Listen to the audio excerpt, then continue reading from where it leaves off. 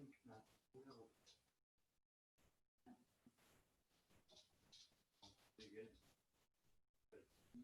getting chicken Alfredo.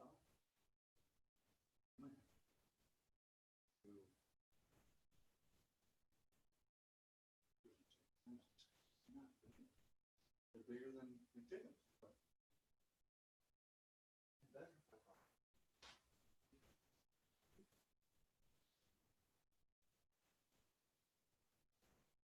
I was listening to this in the car. Yeah, I'm gonna want that off. Which is not in the background. I was listening to this in the car today when I was driving, or when I was picking Ethan up actually. And on the way there, I just had full volume.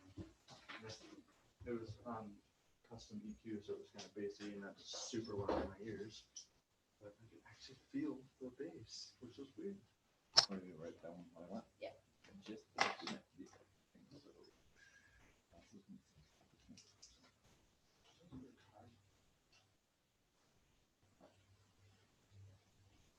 What's that kind of pasta I said?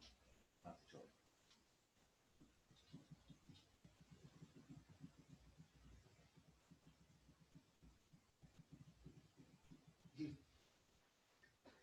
Go get that bag out there.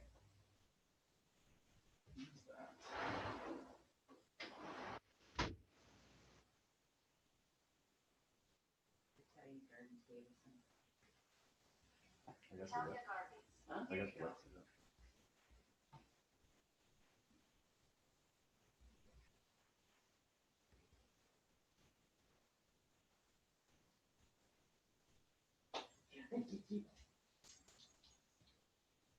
It's got 368.99. And Steve, which one? That's pretty good. Pasta chili with meat sauce?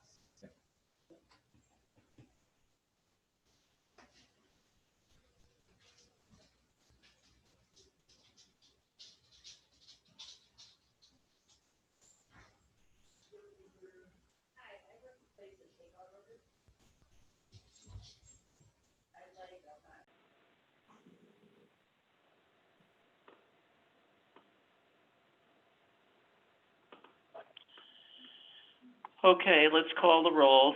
Bailey is here. Cook, Here. Helmuth, Here. Kemp. Here. We have a quorum.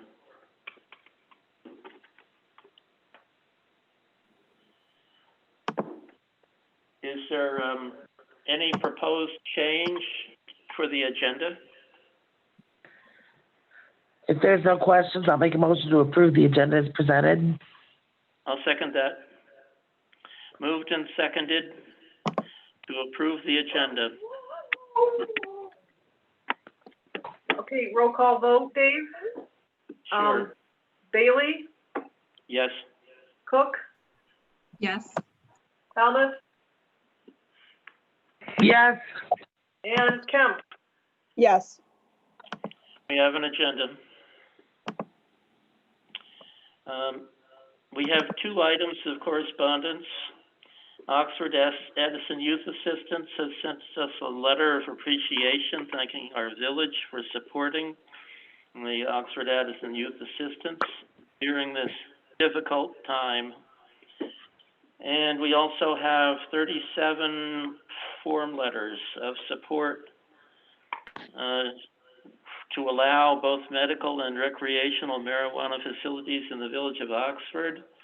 The two of them were signed by village residents, and the remaining 35 were not signed by village residents, either Oxford Township residents or Lake Orion residents, and one form was blank.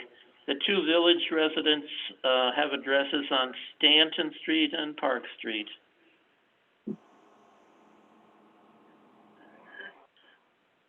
I'll make a motion to receive and file the correspondence.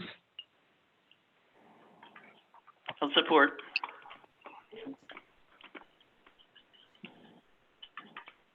Roll call vote, Cook, Yes.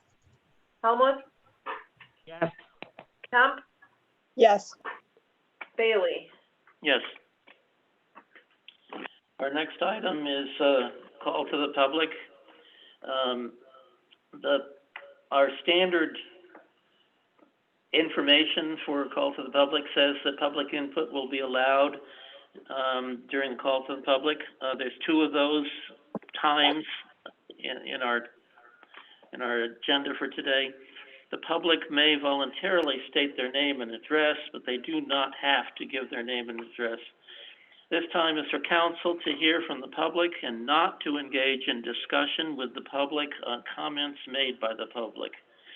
This is in accordance with the Open Meetings Act.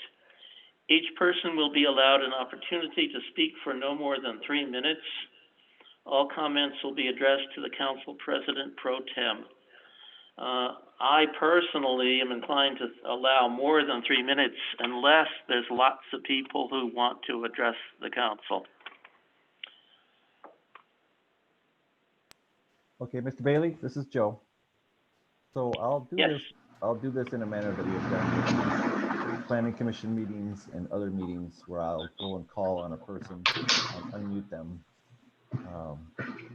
and then give them an opportunity to speak, and then I'll remute. So let's start at the bottom of my list here. I have a phone number of 810-252-9086. They've muted themselves, so all I can do is ask them to unmute if they have any comment. This is 248-252-9086. I'm sorry, what was the question? I was asking, what that number moved on me? It disappeared. I was asking someone specifically if they had a comment, public comment. So, sir, what was your phone number? 810-252-9086. Okay, the question was, do you have a public comment regarding anything tonight? I do not. Okay, thank you, sir. All right, next one I'll ask is a 248 number, 310-5087. Do you have a public comment? They're muted on their end. Okay. Hearing none, we'll move on to Lori Bourgeau. Is it Bourgeois? Bourgeau? Bourgeau, no comments, thank you. Okay. Kelly Arkles, you're next on my list. Hi, Joe. No comments at this point. Thank you. Okay. Justin Wilcock. Any comment?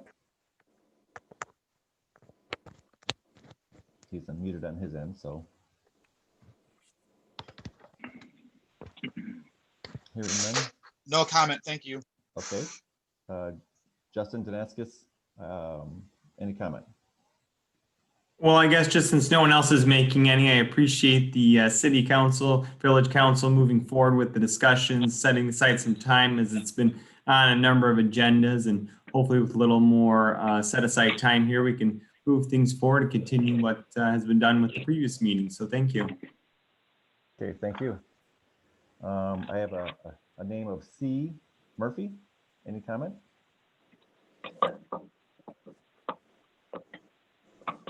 Okay, they are muted, so if they wish to unmute, they would speak, I suppose. Okay, Ashley Ross, any comment? Hi, yes, I do. I'm not quite sure if it's better now or after, so I'll just do it now because I did have some questions that maybe council can address later. Oh, of course, the dog's going to bark right now, but thank you. I just briefly wanted to make some comments on the marijuana ordinance that's at hand. I'm a little concerned that the issue might not have been looked at holistically. I know a lot of work has been done, especially, but I'm really concerned or curious to know more about what research has been done about medical marijuana patients. Previous comments on the topic, they've seemed a little antiquated and not necessarily in alignment with residents who voted back in 2018 for decriminalizing marijuana in our town. So many stores are medical and then become recreational. And currently, I believe the closest medical facility to our residents here in the village is actually outside of Oakland County. So I was interested in whether or not the village has sought any information from Laura to find out how many patients actually live within the village boundaries, and also surrounding community and what benefits that would bring to those residents. So many patients who are medical marijuana patients are dealing with life-ending or life-altering diseases. And by not allowing them to essentially have a pharmacy here in town, you're asking some of our most ill within our city, within our town and our village to either find private caregivers or to travel completely out of county to receive treatment. And I also wanted to encourage council to try to understand that many people who seek out marijuana do so for issues that might not have gone through a medical marijuana licensing process. For example, something as simple as mild anxiety or sleep disorders.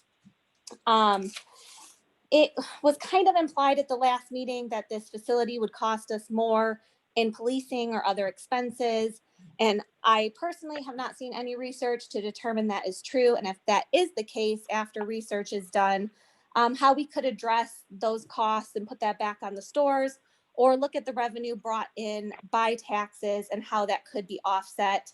I really think if we're considering an open container as a good thing in our community, then there really shouldn't be any issue with having a marijuana facility, since alcohol and marijuana are regulated in a similar manner, and marijuana you cannot consume publicly. And at the very least, I don't know what the decision is going to be today, but maybe wait until after the election with new council members within the month. So thank you so much. I really appreciate it. Thank you. Moving up my list here, Rose, any comment? No comment. Thank you. Mr. Knoll, any comment? No comment, thank you. And I have a name of JJ. Any comment? That person's not muted, so, okay. That is all I can see for public names on the list there, Dave Bailey. Yes, That's all I have for. right. Well, let's see, next item is unfinished business and old business, and none is shown on my agenda, so I guess we can go on to item 8. 8A is Halloween. I'd like to call upon our village manager to inform all of us about how Halloween will take place in this unusual year. Part of the reason this is on there is because we have received a few calls wondering, are the hours going to be set or are they going to be changed? Is it going to be prohibited and things like that? And I just want to make sure that what the staff up front is answering to those callers is in line with what we all wish to happen. So that's kind of why it's on there. It's up to council to make that decision. We just want to make sure we're giving out correct information. I believe Halloween is on a weekend this year. Is that the case? Yes, Saturday, I believe.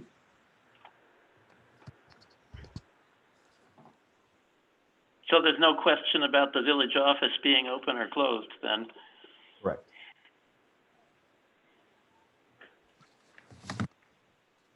I'd like to give my opinion. I love Halloween. I think parents are smart enough. I hope parents are smart enough to dress their children appropriately. I intend to hand out candy. I intend to carefully package that candy in plastic bags and hand it out so not a lot of people are touching it. And I think Halloween needs to go on because these kids need something.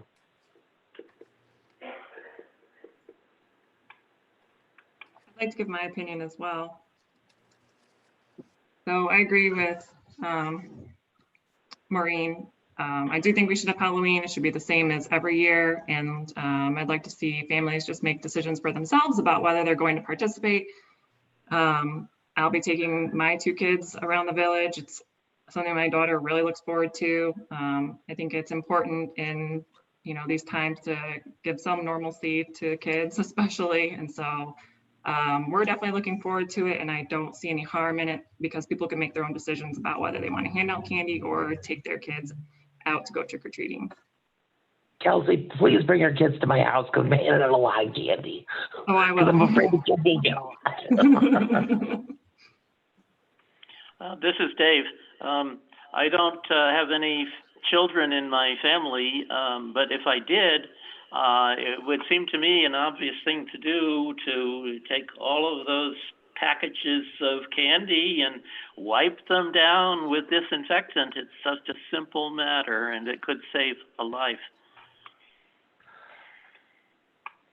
Well, I do hope people are smart when they're passing it out, and I think they are, and everybody be safe, and I think it'll go great.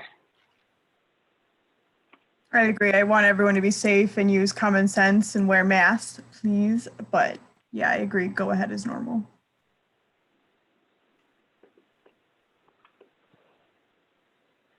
If that's all the comments, I mean, that's enough for us just to be sure that we continue that message out when we get people calling or walking in and asking. That's pretty much all we need. I don't think we need any motion on the subject, just clarification, and that works for us. Item 8B is called closed special gifts account. Could our clerk treasurer tell us about the special gifts fund and what is recommended should be done at this time? Well, sure. I have spent the last actually couple of audit years culling through some of the accounts that we had that are now designated officially by GASB 75, I think. Maybe it's 84. There's a lot of them now. As a trust and agency fund, and it requires special reporting. And with good reason. I mean, these funds get established, and when they go on in perpetuity, they lose sight of, what their purpose was. Sometimes they just lack activity, and they're paying basically. It could be misused. The money could be misused, or it could generally be used by the municipality for any purpose at all, unintentionally or intentionally. And I was talking to Joe about this earlier. It kind of started back on 9/11 after the, trade towers. And you had all of these fire and police organizations that were passing the rubber boot and raising money so that they could go and help. And there were millions of dollars that went unaccounted for. And it was with good intention and everything, but that's when they really started to take a good look at these things. And it's just not a good idea to take money for donations for flowers or for, some of these really nice things in a public venue, in the public trust. These are public funds. It's very strict of what we can and cannot use public funds for. Appearance is, does matter to people in the public, and they can misunderstand why you're using this money and be mistaken about what it was even designated for. So the auditors, over the last couple of years have asked me to really try and trace these things down, which I had confirmation on this particular account from Maureen, Sue Basardi, and Rose Bema, and they've all confirmed that this was donated back in I think 1976, and they can chime in and correct me, for a time capsule that's been buried in Centennial Park. And there's a second time capsule, I do believe, that is in the bank vault inside the building here, and that vault is owned by the Northeast Oakland Historical Society. It's on display here in the office. So, in my reasoning through this with the auditors and their recommendation to get rid of this fund if possible, I did talk to Sue Basardi, the Historical Society said that they would be willing to be the custodians of this money and make sure that it would be used for the time capsule event in providing for a new time capsule for the future, and somebody else can worry about that.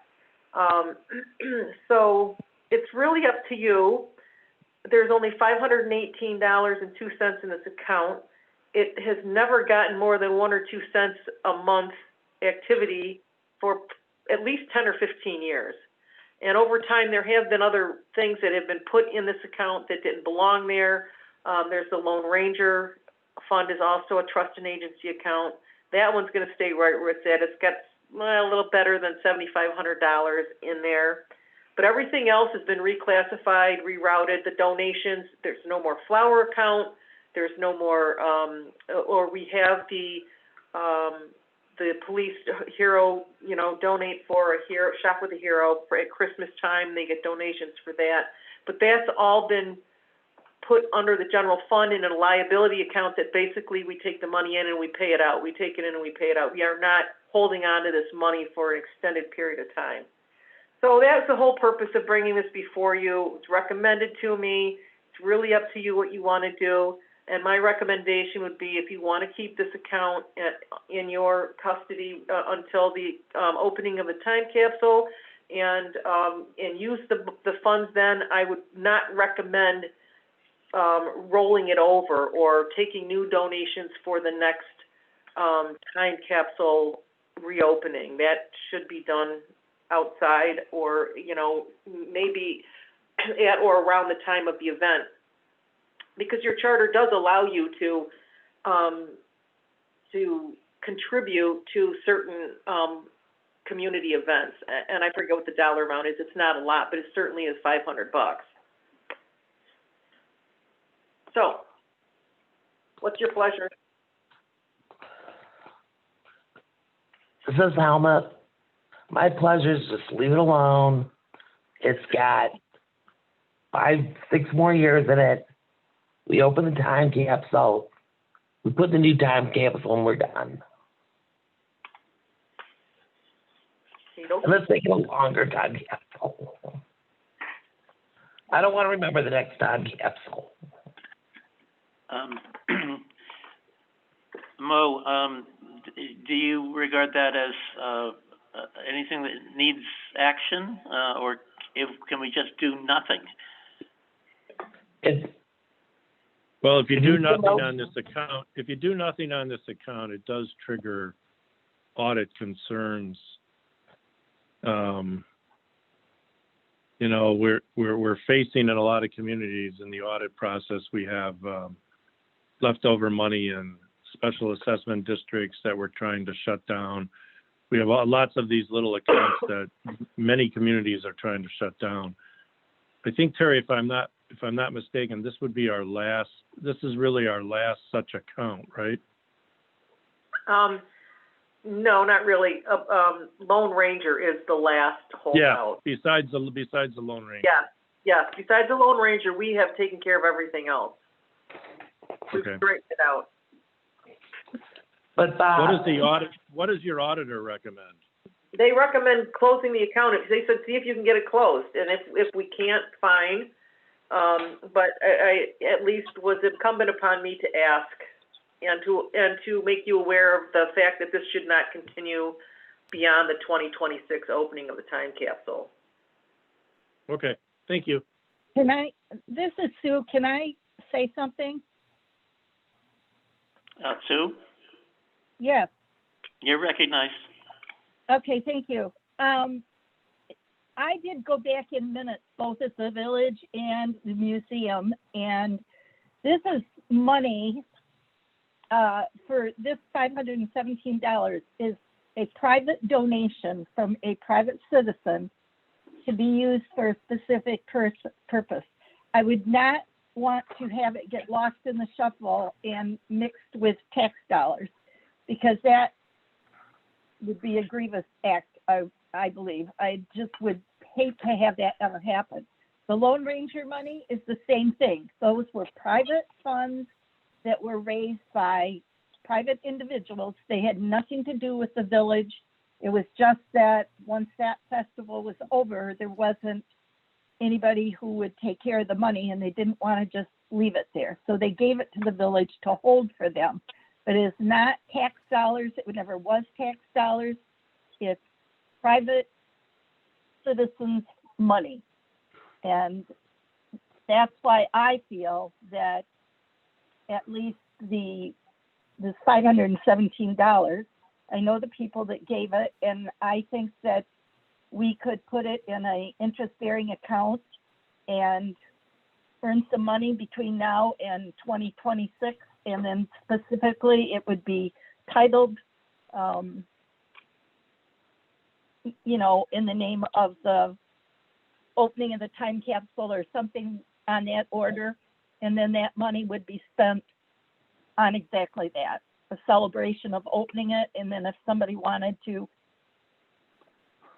start a new time capsule, they could do it. I agree with Sue 100%. How often does that happen, Sue? I'm sorry, what? How often do we agree? I know. Thank you. And the museum is considering, once we get out of this COVID situation, trying to do something with the Lone Ranger money. There is no way that people are ever going to be able to raise the kind of money to put a life-size statue of the Lone Ranger in silver in the park or wherever you would happen to put it. But we certainly can do a historical designation for Bray Steamer and get a plaque from the state and have something that recognizes him versus a full-blown statue. I agree. That's a story for a different day. So Sue, are you recommending that this account be transferred over to the museum to be held, or just leave it where it is? No, I'm recommending that you transfer it over to the Northeast Oakland Historical Society, and we will go and open a separate account that can earn some interest at the bank, and we'll call it time capsule account or something, so that it will never be mixed with any of our other funds, memorial savings, whatever. There would be its own separate account. Terry, that would help you out? Yes, I think that would be an appropriate thing to do with this money for this purpose. But again, it's not a problem for me. It's just more of a problem for the auditors. And just the idea, like Sue said, that cash could be misused or commingled in some way. Yeah, it seems like such a small amount of money to run that risk. Yeah.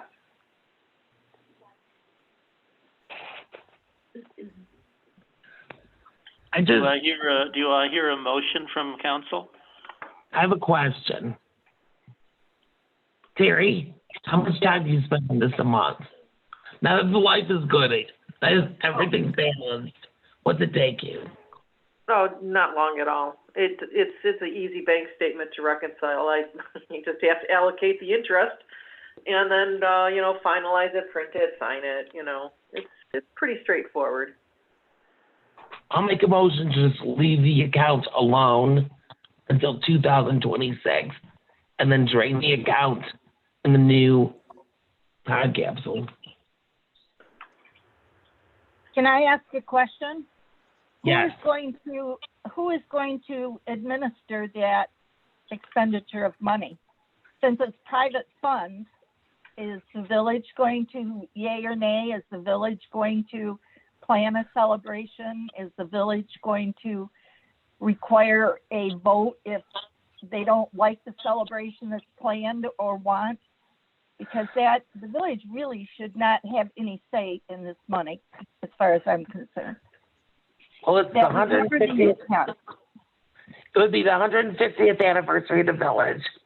I don't think it's any problem for the village to have a party for our 150th birthday and have the DPW open the time capsule and have whatever dignitary we want to get dragged down here to open that baby up and see what we did in 1976 and be totally embarrassed by our lives. I think at present we have a motion, but not a second. Mo, I think what Sue is getting at is that gives the appearance that it would be a village-sponsored event using private money. Exactly. Okay, the village takes donations for every private event.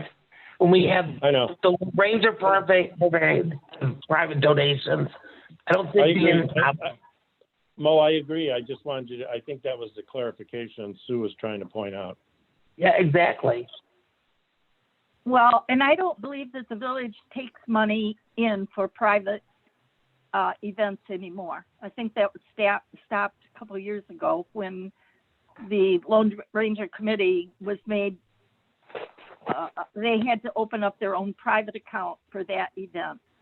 And I believe That's true. that all the rest of the events in town, like the antique thing and the art in the park and that, they all handle their own money. It's nothing. And the police department takes donations for their Santa Claus Christmas shop. The village always takes donations too. We always take donations. For what? Well, for a cop to go shopping for Christmas presents, or Yeah, we do that, but that's an in and out account mode. I mean, what comes in goes out. That gets spent. They take the kids shopping and spend it down. So We're talking here about a long-term account. I know what we're talking about, Bob. I remember 1976. I'm not that young. Did you put the time capsule in the ground? I was there. I didn't plant it myself, but I was there with my bicycle, with the red, white, and blue confetti to the tire spokes, and we were all dorks.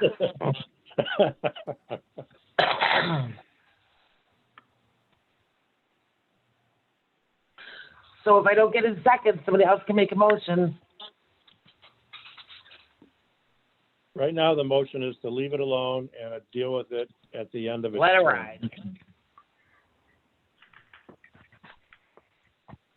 I'm still not hearing a second.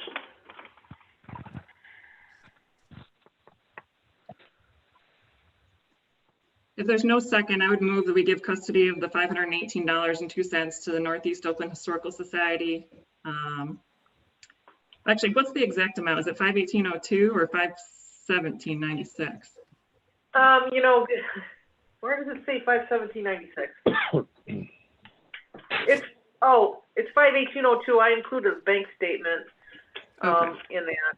So Okay, sorry about that. 518.02 to the Northeast Oakland Historical Society, which would close the Trust and Agency Special Funds, Special Gifts Fund, and any of its proceeds, future proceeds, will be used for the purpose of funding the opening of the time capsule event scheduled to occur in 2026.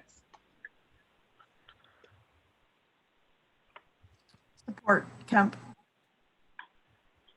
Can I say something before you guys vote? Go ahead. This is Rose.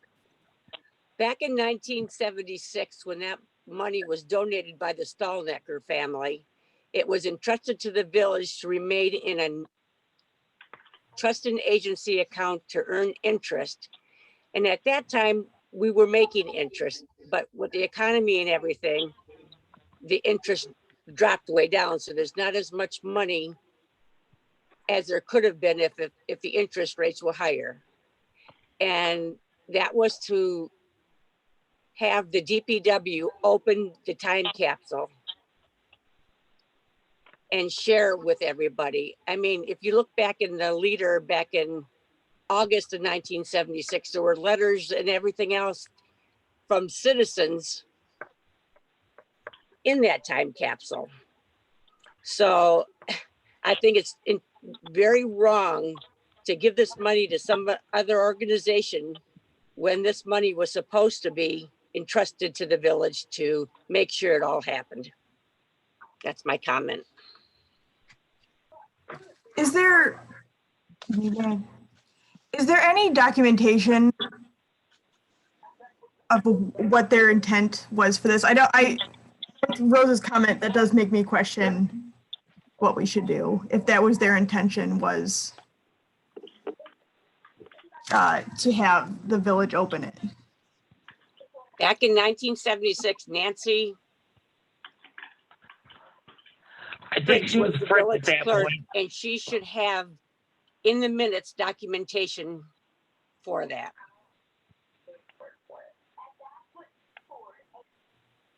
Could we take a few moments, could we take a little pause on this and look that up? Not tonight, but, you know, and address it at the next meeting? Sure. Do we presently have a motion on the floor? Yes. And has We the do. mover withdrawn the motion? No.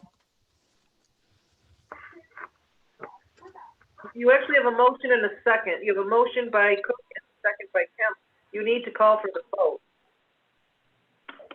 Turn it down or vote it in. Well, let's have a roll call then. Okay, Helmut, No. Kemp, No. I'm sorry, I did not hear you. No.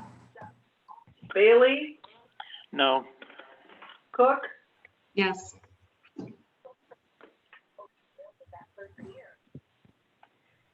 Well, that did not pass. I'll make a motion to set this aside to a future council meeting where additional research can be done on the topic. I'll support that one.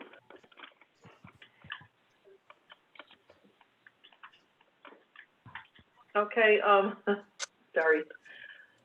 Kemp, Yes. Helmut, Yes. Bailey, Yes. Cook. Yes.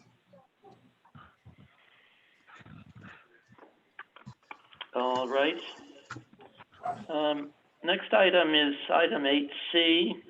As of the resignation of our village council president, we have a vacancy on council.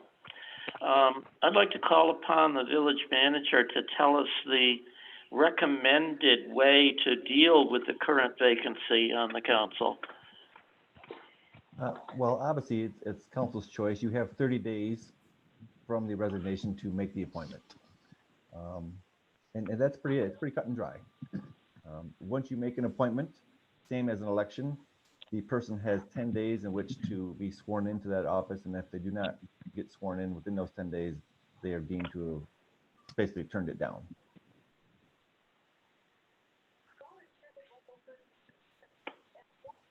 So tonight, being the time frame, the days that have elapsed from last council meeting tonight, you do need to make the appointment for the remaining 2 years of Joe Frost's term. So you're saying that it's best for the council to take at least that action tonight? Yes, sir. And one other thing, this has been up on our website, right on our homepage, so announcing this meeting, that the meeting was to the council vacancy, and a link directly to the application page for council or other committees that is on our webpage. And we have not received any emails or applications in our office regarding the vacancy.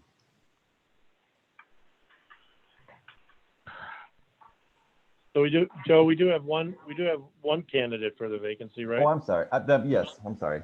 Kelsey Cook, sitting council person, yes, has turned hers in. I was meaning outside of that. That's correct. I was the one aware. So of if Kelsey Cook were to take this vacancy, then she would let go of her other position on the village council in the right amount of days.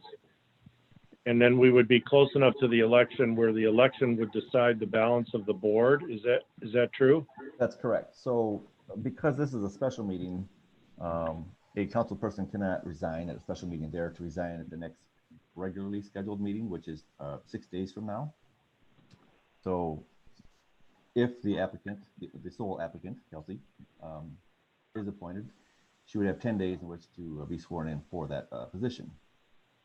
6 days from now is our council meeting in which she could resign her current position, which runs out at the end of this term and is going to be replaced with a new person come the November election. So being the 13th. And then she would be sworn in. She would be sworn in after that, so yep, the timing would work. There would be 3 or 4 days after next week's regular meeting in which she would decide whether to be sworn in or not. And then if this goes through and she was to resign at the next council meeting on the 13th, that is less than 30 days before the election. So I don't believe there'd be any need for council to take up her vacancy, because that vacancy would be automatically filled by the election.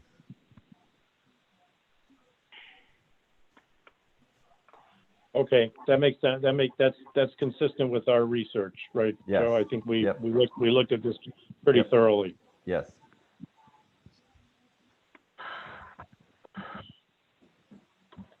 I'll make a motion to appoint Kelsey Cook to fill the vacancy of Joe Madore on the Acton Village Council. Hey, hold on. I'm not on the council. I'm sorry, Joe Frost. Too many Joes. I'll make a motion to fill the vacancy of Joe Frost on the Acton Village Council.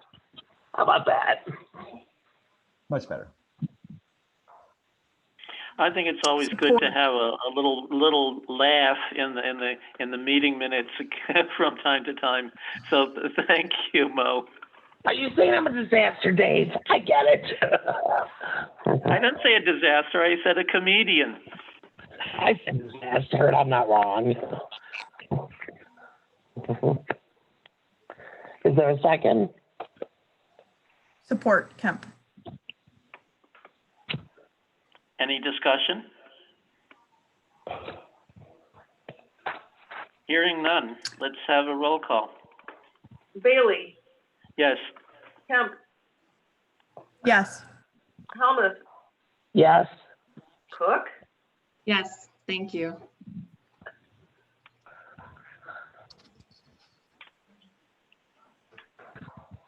I think you're one more person, Terry. oh, who? Did everybody Did I vote? say- Oh, Did I I say didn't Bailey? vote? Well, if I didn't vote, then I vote now as yes. He did. Okay, is that everybody? I think so. It got confusing there.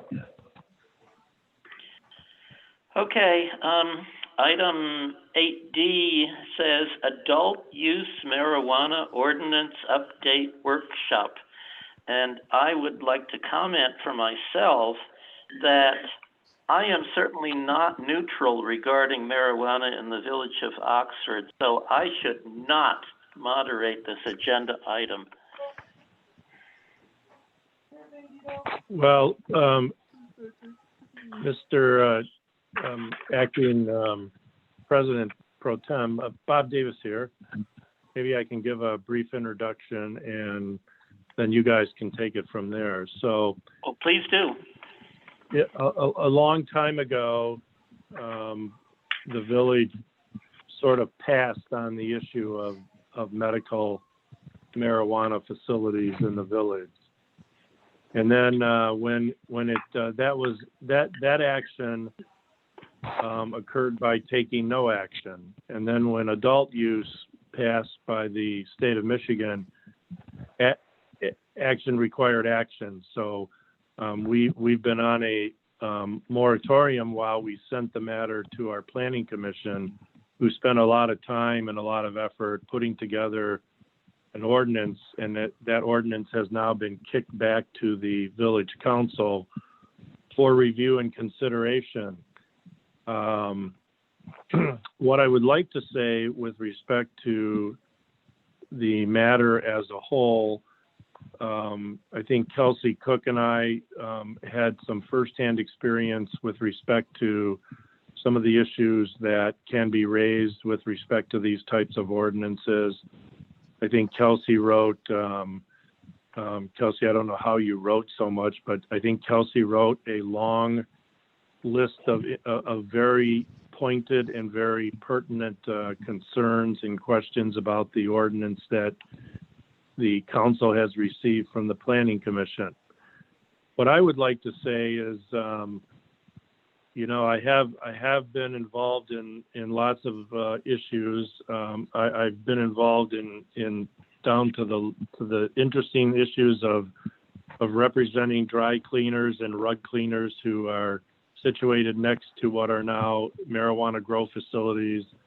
And there's complaints about the smell getting into the clothing, and we've been able to fix all those because the state law does a good job on odor control.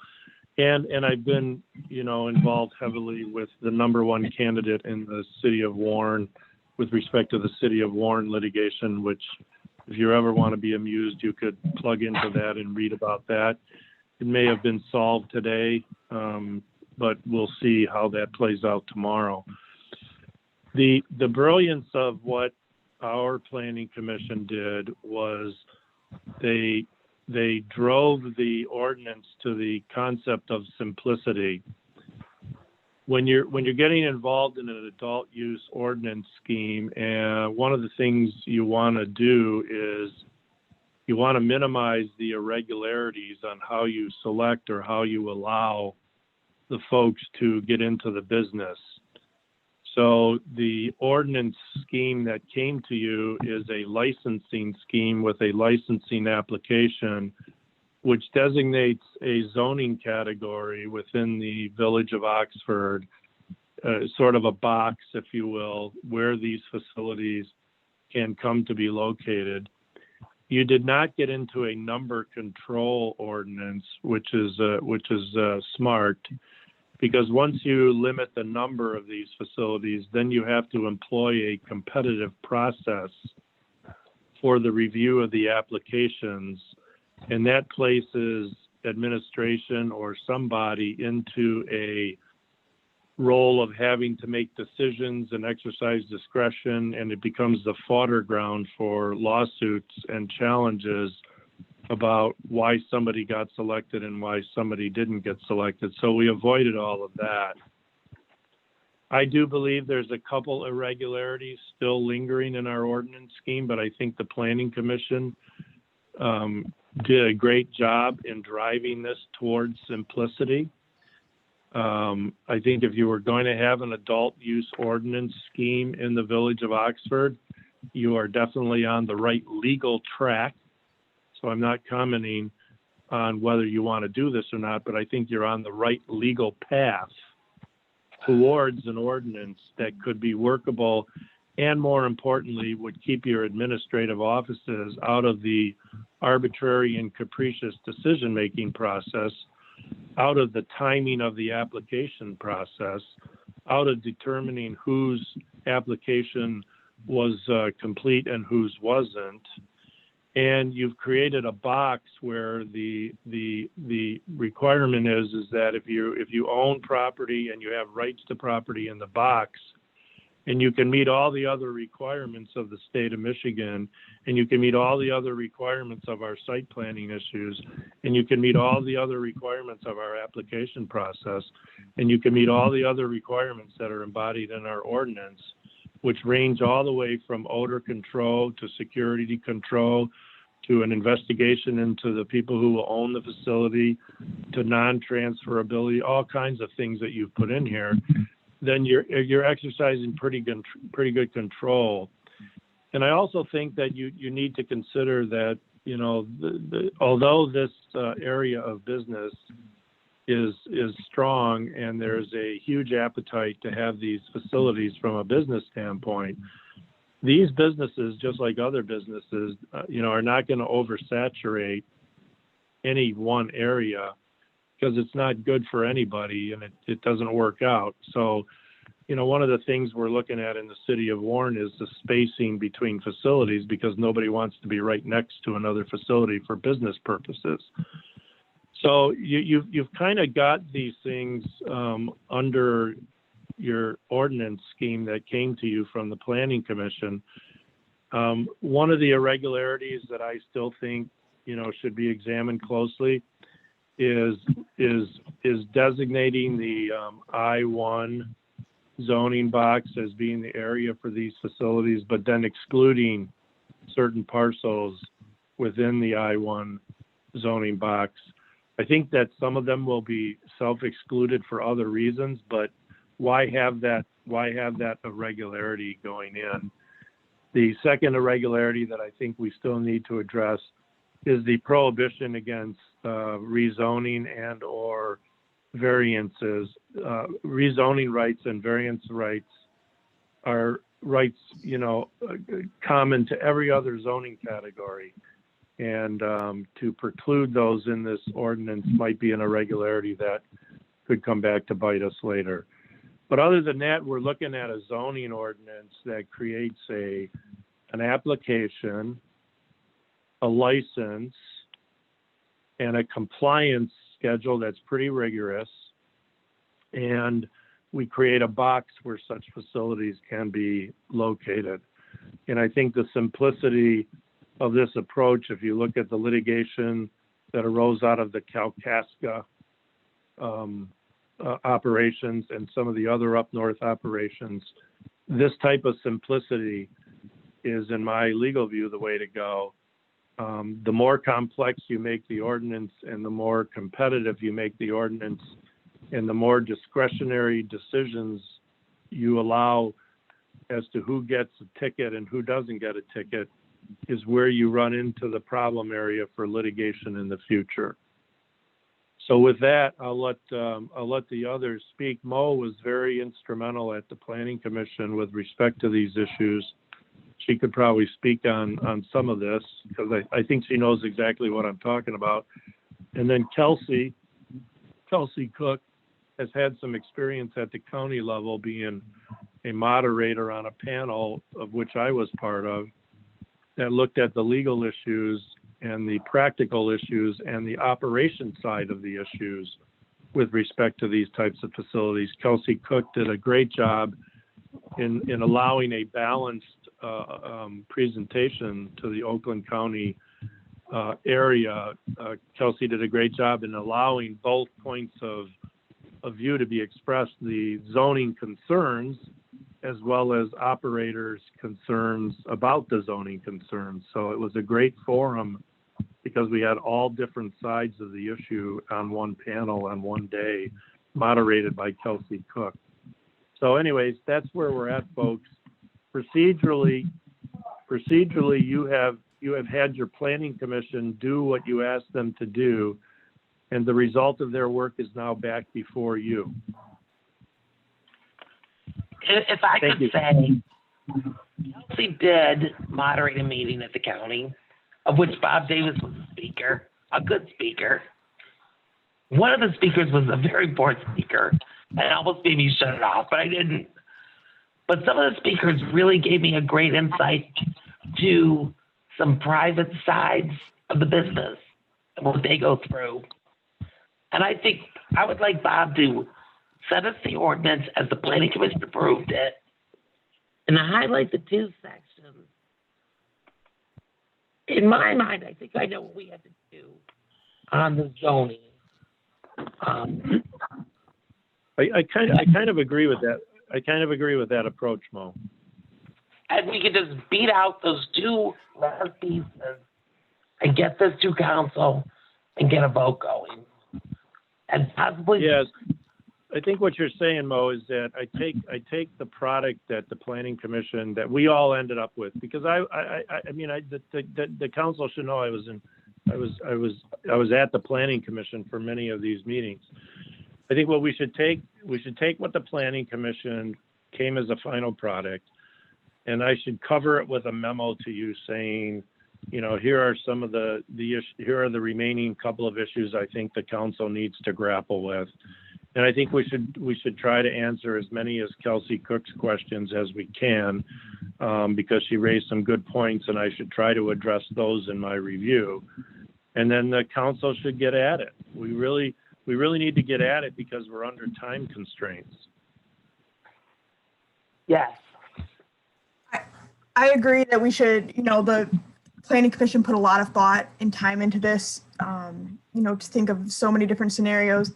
And I listened to that meeting as well, Bob, and I know you don't exactly like this point, or it's not exactly, but this, recreational marijuana passed by a good margin within the village of Oxford. And I know that doesn't mean that they were voting to have them in their downtown, but when you legalize something, naturally that stores will come along with it. So I do think that the industrial district is a good place for it. It's a happy medium where it's not right in our downtown, on our main street. but we don't zone out any other type of business. So I don't think it's our place, especially when the voters voted so concisely, to vote this out. So I agree that we need to move forward with this. Yeah, that's well spoken, very well spoken. And again, I applaud your planning commission for the voluntary simplicity that it took, and listened closely to Mario and I as we said, look, that kind of a scheme is too complex. Don't get yourself involved in that. And then at one meeting, we heard from Joe Madore, not to be confused with Joe Frost. We heard from Joe Madore, who's saying, look, you know, on any given day, I got maybe myself and you know, two others in the village administrative offices. I don't want to be the arbiter of two folks who show up at the same time and determine which application is complete, wherein I become the arbiter of who might be in line before the next. I think Joe Madore made it very clear that that's an undue burden for such a small office. So then Joe, as in response to that issue, you know, that was the reason why we wanted to stay with, you know, if you own or you have a property right, you know, that's your ticket in, not your timing and not your competitiveness.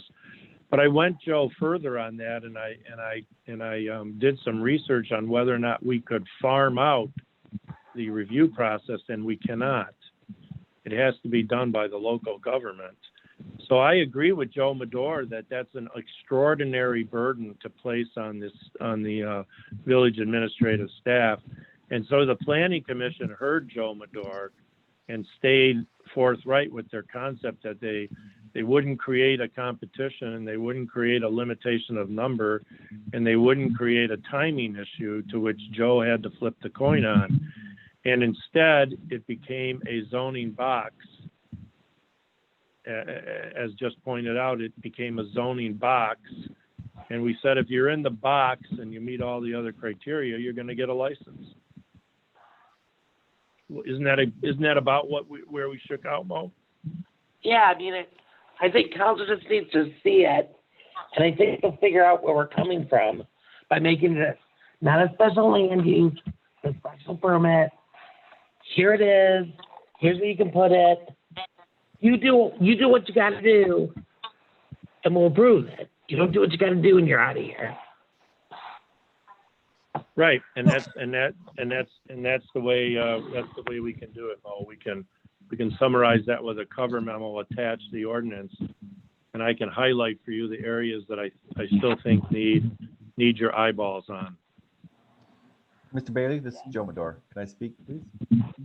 Yeah, you're recognized. Thank you. Bob, yeah, you're right. My other big concern about that competition and who's first and who wasn't is when you hear about all the litigation, most of it was resolving around those types of issues. And so that was really going to put the burden on us. Are we going to be in litigation or not at that point? So that was a big reason for trying to keep that out of the arena. Secondly, I just want to remind council, so there's a prohibition ordinance in place now. The sunset clause is December 31 of this year, which is just over 2 months away. In essence, action will need to, if council would have to either go forth with what they have and get it dialed in and voted on and approved by the end of the year, or within 6 days at the October council meeting, they would have to begin the process of extending the moratorium. That's 6 days from now, because it takes a first reading, public hearing, and second reading, unless you did some other special meetings over the holiday period or something like that, because then you have to publish it for 30 days too. So don't only think the December 31 time date is what we have to be concerned with, because if there's a need to kick the can down, you know, 2 or 3 months for whatever blitz might come up, that time frame is really quite short. So just be aware of that. Well, I would recommend that the moratorium extension process start at our potentially even at our next meeting, but that it not deter us from raising this issue quickly and swiftly before the village council. I mean, I really don't think that the planning commission or anybody really wants us to just keep kicking this, but we really should protect ourselves by starting the extension of the moratorium process. If we don't need it, it's okay. If we need it, we can't just do it. So we need to procedurally start that process. Yes, and that was my point for just bringing it up. And I'm willing to do a short extension, not a long. Planning Commission mentioned last night, and we approved it yet. So I'm willing to approve a short extension, not a long one. So let's put our heads together at the next meeting, do an extension, an appropriate extension, and go on from there. I agree. All right, so what I'll do is Kelsey, I'll work on your issues because you raised a lot of good points. And I'll do a cover memo and attach the ordinance and get it into the village clerk and village manager for distribution. And then all of you can start putting a solid eye on a solid document, and I'll direct you to what remain the solid concerns.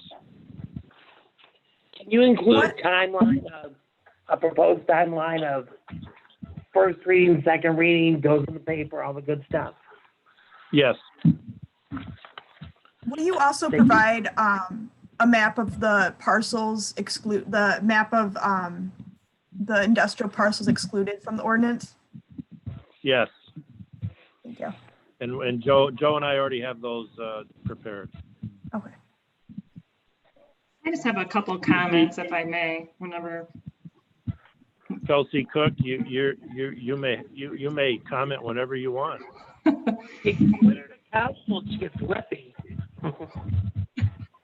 So yeah, I think we definitely need to run the extension of the sunset clause parallel with our efforts so we don't run out of time. I'd like to have a couple town halls to see where the residents are at. Honestly, I don't know what the village residents and business owners want, if they want these facilities in our village or not. Well, I can only speak for myself. This is Dave. I don't know, so I'd like to hear what other people. I'm definitely thumbs down on marijuana in the village, but I'm just one person, one citizen, let alone one member of council. Yeah. Well, So I appreciate. I think what Kelsey is saying is a good idea because, just the comment that we heard at public comment tonight, I think there's some indication that people think we're considering locations for medical marijuana. We are not drafting an ordinance that is going to allow or allow for the siting of medical marijuana facilities. That ship sailed for us. I mean, I'm not saying you cannot do it, but that is not what we're doing right now. And I think Kelsey, you're right. It needs to be made clear at some meetings, this is what we're proposing. This is the type of businesses, so everybody knows exactly what we're proposing. Right. I mean, even when I was on the planning commission and we had a town hall, most of the people who spoke about it were speaking about medical facilities, not recreational adult use. So people need to know the difference. And I also want to make sure that a lot of people's argument, or they think that a lot of money is going to come into the village for this. Obviously vacant parcels could be developed. Buildings that are empty could have, tenants or new owners. That's going to be big.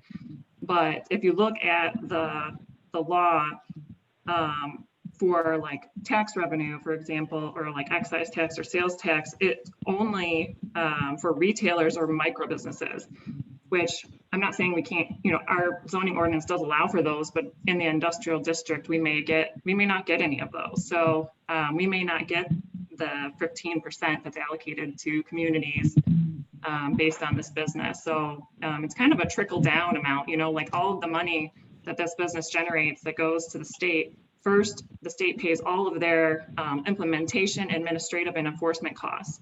And then a minimum of 40 million goes to research. And there's actually a House bill right now in the legislature that would change that to 60 million goes to research first. And then it goes to the 15% for local communities based on the number of businesses that they have. So Oxford's very small. We may only have a couple, and we may not have any retailer or micro businesses. So we may not see this influx of revenue that could help the village, like some of the other cities that we've been seeing in the news. So that's just a point I wanted to make tonight, so people can start thinking about that. If that's the only reason you want it here, it may not be what's actually going to happen. So I really don't have an opinion either way. I would just like to hear from everyone. I definitely love the way that the Planning Commission made the ordinance, so that if you have the property or you have someone that's allowing you to use the property as a facility, you can get a license. The city of Berkeley is the exact opposite. I looked at their ordinance and zoning ordinance and licensing ordinance and all of their applications and everything that they require, and it is so detailed, and they use a merit scoring process to evaluate which businesses who've applied that they think bring the most value to their community for allowing. And it is extremely complicated. Yeah, if you look at the city of Warren, they set up a process where basically you went through this application dance, sort of a showing, and you met before a committee that was comprised of 2 city council members, 2 experts, 2 zoning experts. You know, it was really well done. And then the tabulation of the scoring was third party to Plant Moran. You know, I mean, there's the people who, you know, do lots of these types of issues on high levels, and they still got it struck down. Yeah, their process still, yeah, their process still got struck down. But I don't have a problem with another town hall meeting. Our first town hall meeting was very poorly attended. The Planning Commission town hall meeting, or public hearing, was more attended. But I will say, as far as the tax dollars go, I'm not done. There are application fees. There's other fees that we will receive. That yeah, has nothing and to there do are other things we can do financially that I will discuss with you too in my memo. So I don't want that to deter anybody, because I'm not lying. I'm partially in it for the money. And I would say we received those requests for the medical facilities today, the support for the medical facilities today. And if that's next, that's next. I don't think it can be combined with this ordinance. I think we go with the ordinance that we've got. We did have a high number of voters pro marijuana. And I was raised in a part of zoning where it's legal, find a place for it. In my mind, there's 2 things that we don't allow in the village of Oxford, and that's heavy stamping, which there's no place to put it, and trailer parks where there's no property large enough. In my mind, every other legal use in the world is allowed in the village of Oxford. You find a place for it, you submit the site plan for it, you're good. And I think that's the vision I'm coming from. All right, so I understand what we should do. Bob, I have a couple more questions for you that I'll just send. You want to just email me a time when we can speak, Kelsey, and I'll take your questions. Okay, thank you.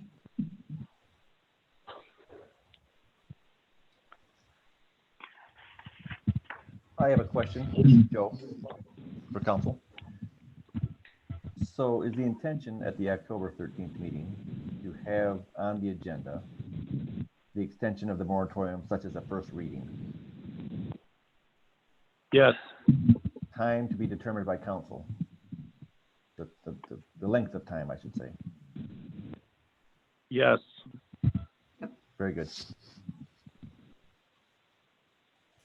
And that extension should be at a minimum through the first quarter of 2021, but maybe maybe longer after you think about it. I don't know. It's easy to push forward. It really is. Yep. All right, I think I don't have anything else on that issue. Any of the council members have anything further on the issue?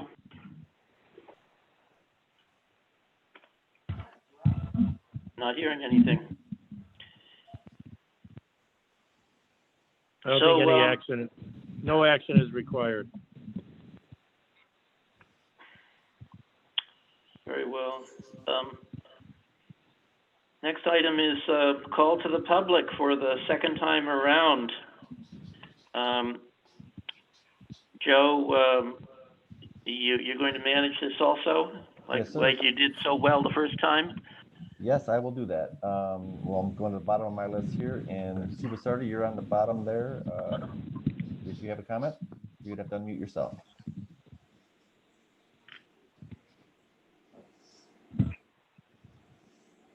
Okay, hearing none.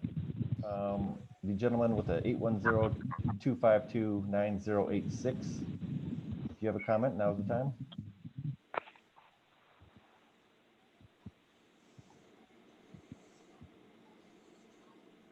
I have no comment. Thank you. And we have, all I see is the name of Tanya. If you have a comment. Okay. Hearing none. Lori. Bourgeau, any comment? No, thank you. Thank you.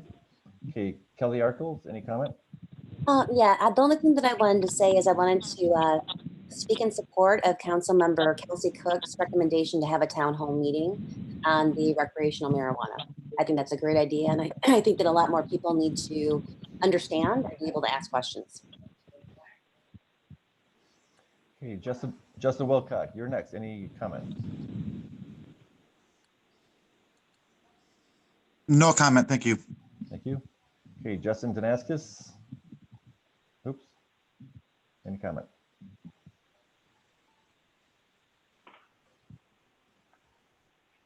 I'm clicking to ask to unmute. He must be unmuted on his end. Okay, and we have a gentleman, or I believe, of JJ. Any comment? Oh, Mr. Danaskis, I see is unmuted now. Sorry about that. Thank you. No, I appreciate everyone's comments and again, the opportunity that you folks continue to try to move forward on the policy.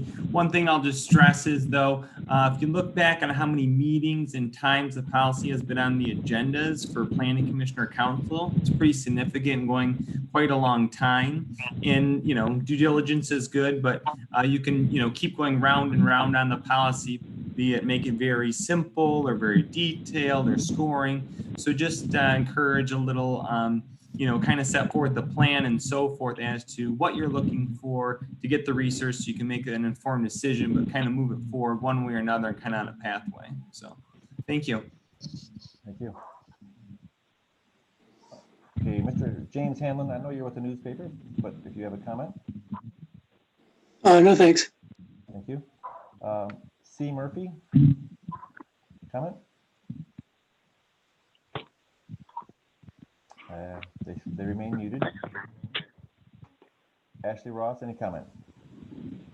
I just want to say thank you. I do appreciate all the hard work and I appreciate the clarification to the questions I had. And thank you for Halloween. My kids will be very happy. Yay. Very My good. house. Lots of candy.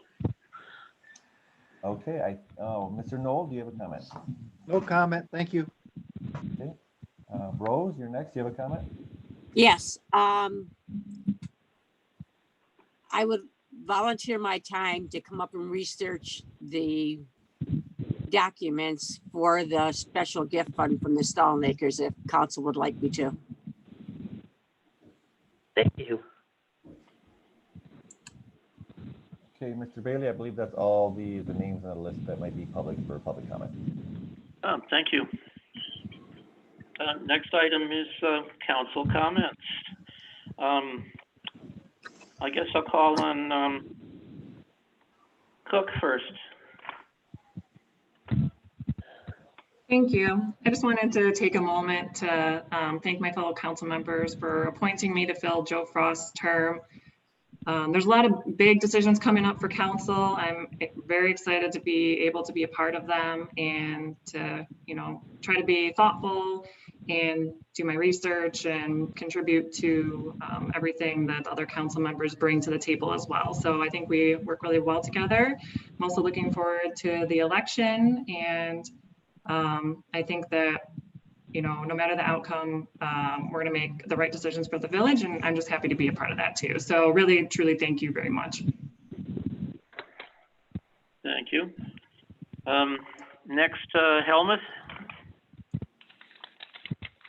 Kelsey, thanks for coming back and doing another 2 years. It's good to have you. Dave Bailey, nice job on running tonight's meeting. And I think I'm good. Next is Kemp. Thanks, Kelsey, for sticking around and dealing with our crazy. You certainly bring a lot to our team, and I'm excited for the election as well to see, the outcome and see the new council and how we work together. I believe there's a lot of really great candidates, and I think each of the candidates bring a lot to the table. Thank you. Thank you. Now myself, I have said a number of times that I was opposed to marijuana in the village of Oxford, period.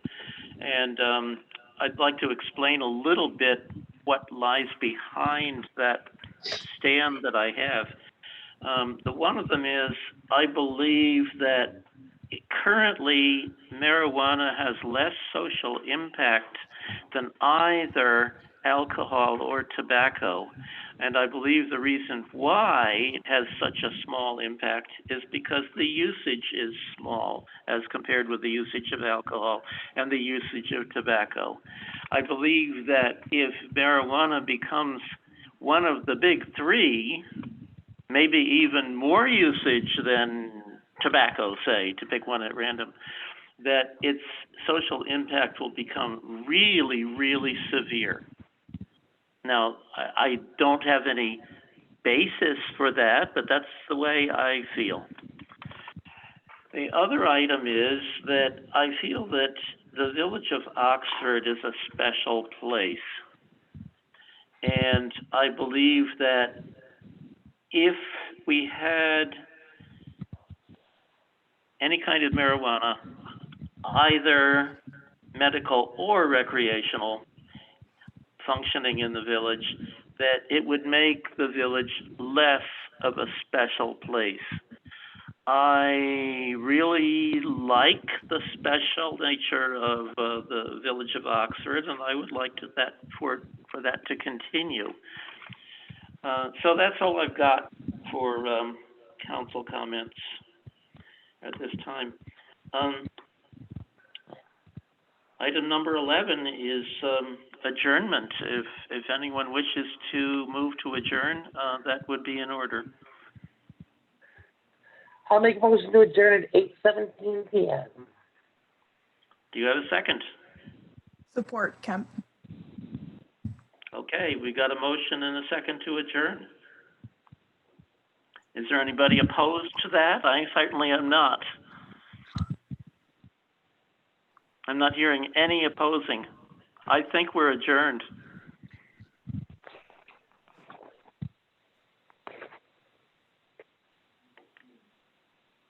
All right. You all have a good evening.